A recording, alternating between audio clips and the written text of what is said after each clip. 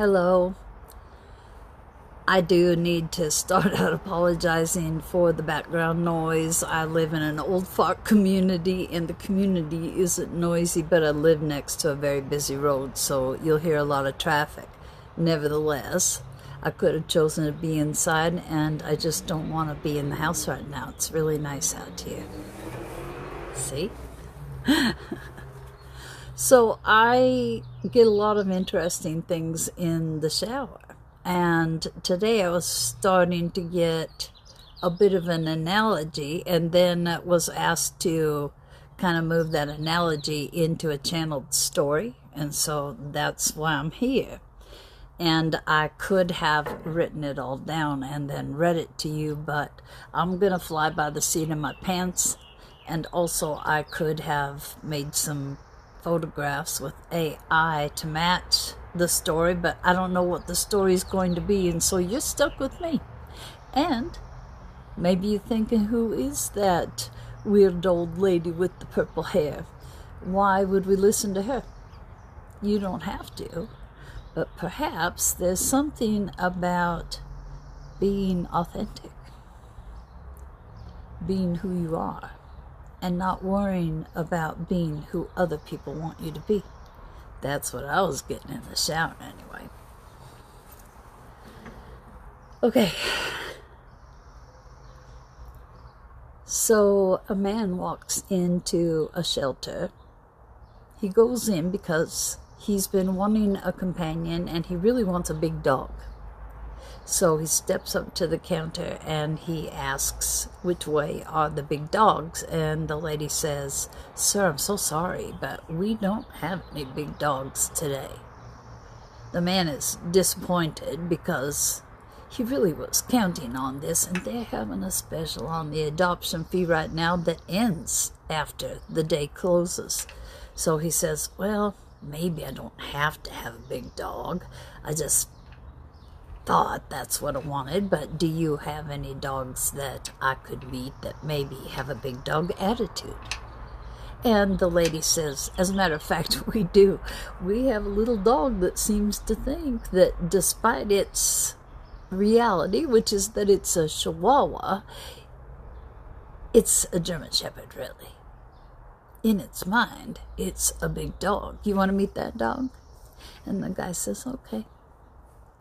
So he goes back and he meets the dog, and this is a little Chihuahua. This isn't at all what he had in mind, but the Chihuahua is doing the big dog posture, and the guy's thinking, well, the fee is right, and this dog really does seem to have the big dog attitude, and the poops will be smaller, and I won't have to pay so much for food. I can give this a try. So the man adopts the little Chihuahua. But the first issue comes when they get out to the parking lot. The Chihuahua is thinking, well, the man's going to lift him up to sit on the seat next to him. But the man goes to the back of the pickup, he drives, and he puts down the tailgate, and he says, "Oh, I've always thought it's really cool how the big dogs can just jump up on in the back of the pickup truck." Now, the little Chihuahua has picked up that this man likes the big dogs, and the Chihuahua really wants the man to love him. So he puffs out his chest and he walks back a little so he can take a run at it, and he trots his little legs up to the tailgate and leaps, and oh my God, that hurt. He hits his head on the tailgate. The man says, "Now see? This is why I wanted a big dog. A big dog wouldn't have had any problem jumping up into the back of my pickup." And the little Chihuahua is thinking, well, I'll try it again. And so he backs up even further, and he tries to get a little more steam behind his running, and he goes again toward the tailgate, and he leaps, and he almost makes it, but he hits his leg, and it is possibly broken, not so sure. Tries to walk on it, and it hurts like hell, but doesn't appear to be broken. Okay, that was worth the sacrifice. This man is gonna love me because I'm doing everything like a big dog, and that's his preference. That's what he likes. So although in the back of a pickup is not ideal for the little Chihuahua, because every turn he's sliding to the other side and the bumps are kind of throwing his little body up and down. But he's going home. He finally has someone that will love him. I don't have the next part of the story coming in at the moment. Give me a minute. Okay. So the man and the little dog stop at the park, because after all, this is part of what having a big dog companion is that you go to the park and you meet other dogs and you're proud walking your big dog along, and he puts a little Chihuahua down and clips on the leash, and they start walking off, and oh, the Chihuahua is putting on quite the show. He's got his chest puffed out and he's got the big dog attitude. They come upon a man with a truly big dog, and the truly big dog is not liking the attitude of the little Chihuahua and is thinking, you know, I gotta put this little dog in its place. Who does he think he is? And so he kind of aggressively walks toward the Chihuahua, and the Chihuahua says, yip, yip, yip, yip, and backs up and goes behind his new owner's legs. The new owner shakes his head in disgust and says, now see, that's why I wanted a big dog. A big dog isn't going to cower behind me. A big dog is going to protect me. Well, you know, the Chihuahua is a little nervous now about this adoption. He is not sure this is going to work unless he really makes an effort to be a big dog, despite his true nature.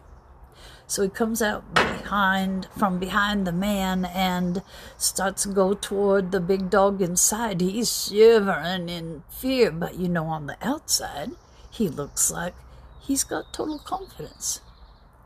And the big dog goes toward the little dog. A fight ensues, as you could guess. The little dog is saved from being killed, but it's not pretty. It's bad.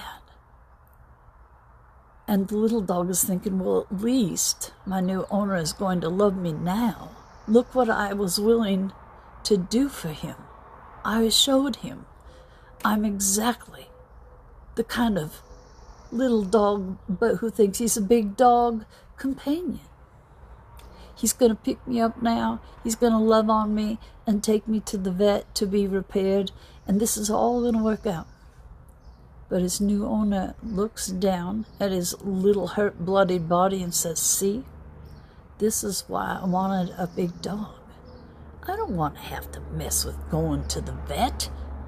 If I had a big dog, there might be a few little scratches and bruises, maybe a little bit of blood, but I wouldn't be having to deal with any inconvenience like this.